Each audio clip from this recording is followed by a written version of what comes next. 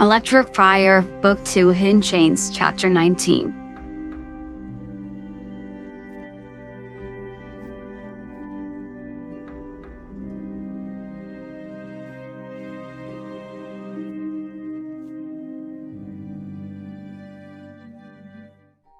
Sonic's point of view. Tom took us back to the house. Nothing was said between us. Usually I'd be talkative, but this time I had nothing to say. It also wasn't long before I felt my powers were starting to return. It was a relief for me. At least I hadn't lost them forever. Even though my powers were returning, I still said nothing. Looking out the window, trying to think of a way out of this mess. I knew Robotnik wouldn't stop looking for us. I didn't want to leave Tom and Maddie, but it was looking like Shadow and I would have to leave. But if so, we'd have to take Tails with us. I don't exactly remember the island that Longclaw had raised me on that well. Only there was no school, cliffs that collapsed, and loop-de-loops. Oh, and music. I was feeling low. Tom seemed to take notice. I could see the look he gave me through the reflection. At least we were at a stoplight at the time, so he wasn't breaking any rules.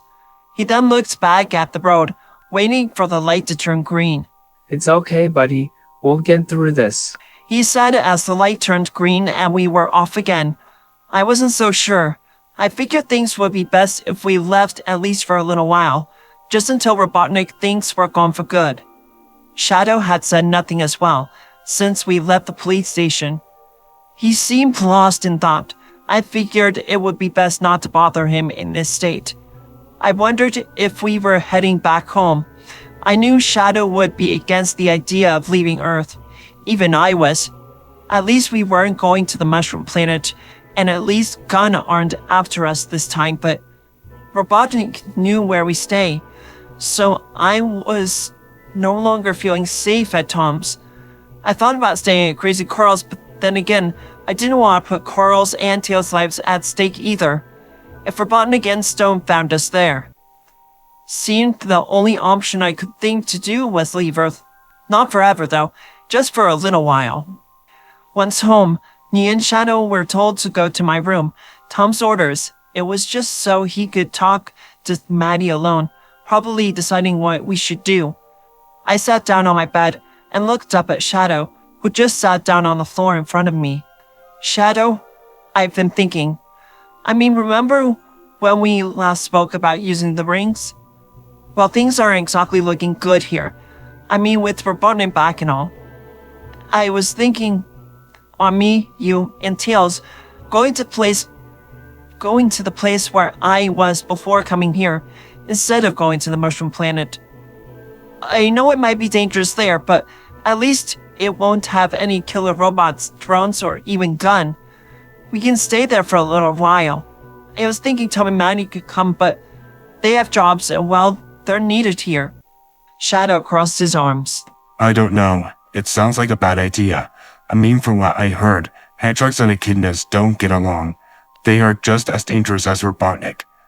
Tails said that your caretaker had died fending the echidnas off, right? It doesn't sound safe either, even with your speed and lightning powers. Also, if we left, Tom and Maddie could become targets.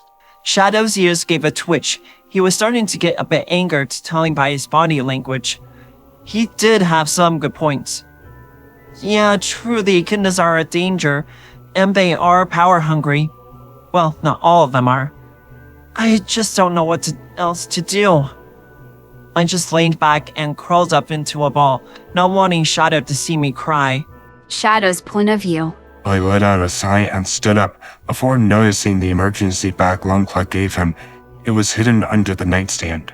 I carefully pulled it out and opened it up just to see if the map was still tucked away inside. My fingers brushed against the rolled up paper. I took it out carefully. Sonic took a peek at me for a second. I could feel his sad gaze. Once the map was out, I took a look at it.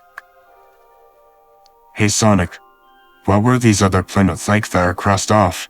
I asked, trying to change the subject, at least for right now. He uncurled and wagged his eyes a bit. I pretended not to notice. Oh, those? Well, this is where Longclaw found me. He pointed to one of the crossed out planets on the map. And well, these ones, I'd never been to. Longclaw found me by accident. She's from the very first planet over here. He pointed to it before continuing. She was trying to find more of her kind. She was one of the legendary warrior owl tribes. But sadly, they were wiped out. She thought maybe there was a chance that some made it to other planets. That's why she had the rings. I don't know what's on the other planets, but I know they're crossed off for a reason. Sonic was now in thought, looking at the planets that weren't crossed off. I knew he was thinking of visiting one of those. I let out a soft sigh. I felt overcome with emotion. I didn't care about him and Tails, but Sonic, if you left here, I won't follow you. Sonic then looked at me in full shock. Shadow? You seriously wouldn't? If it was you, I'd follow you. I mean, you're my friend, right? His fur gave off sparks of electricity. He was starting to grow unstable. Sonic, no, it isn't like that. I want to, but what about Tom and Maddie? Someone has to stay behind in case anything were to happen to them while you and Tails are away. Yes, we're friends. Sonic then calmed down. Oh, right. I understand. Well, alright then. If it comes to me and Tails leaving, well, I guess we made a plan. But then our attention was at the doorway. Tom and Maddie were there. My ears drew back a bit. I wondered on how much they heard. Telling by their look, it seemed they heard it all. What will be our fate exactly? That was the only question I had in my mind at that moment.